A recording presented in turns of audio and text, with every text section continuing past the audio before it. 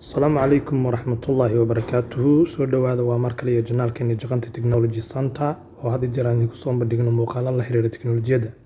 Maanta muuqaalkan waxaan ku arkaynaa sida loo sameeyo WhatsApp conference call ama in hal mar la wici karo dadyo kala duwan adoo isticmaalaya WhatsApp-kaaga.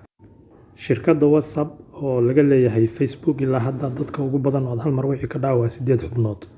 8 xubnood hal mar baad shiri kartaan adinkoo isticmaalaya WhatsApp-ka. Shirkiinu wuxuu noqon karaa mid maqal iyo muuqaal ah ama mid maqal ah hadba sidii aad damacdaan. Intaynaan guda gelin muuqaalka, fadlan haddii aad nagu cusub tahay riix calaamadda subscribe oo furo gambeelka si aad u hesho muuqaalada xiga. Si aad u bilowdo wicitaanka, soo fur WhatsApp kadibna riix calaamadda cagaaran ee ka muuqata hoos dhanka midig.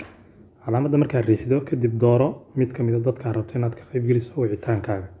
Wicitaankan haddaad rabto inuu noqdo mid maqal iyo muuqaal ah, waxaad riixaysaa calaamadda kaamirada ee ka muuqata kor dhanka bidix dhanka midig. Haddii aad rabto in wicitaankaagu noqdo mid maqal kaliya ahna, waxaad riixdaa calaamadda gacanka telefoonka ee ku dhow calaamadda kaamirada. Wicitaankan hadda waxaan ka dhigaynaa mid maqal kaliya ah. Call. Okay, saas ku wacay. Marka laga qabto kadib, haddii aad rabto inaad ku soo darto xubno kale, waxaad ku dhufataa calaamadda plus ee ka muuqata kor dhanka midig, kadibna dooro xubnaha aad rabto inaad ku soo darto, kadibna waxaad riixdaa add. Sidaas uu ugu soo darayaa intii qof aad rabto.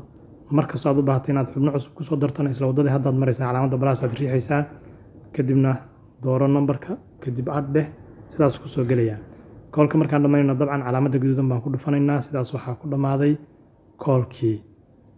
Muuqaalkan maantana intaas ku egyahay. fadlan ha ilaawin inaad subscribe ka saadho oo aad furto gambeelka si aad ula socoto muuqaalada xiga. Asalaamu calaykum waraxmatullaahi wabarakaatuh.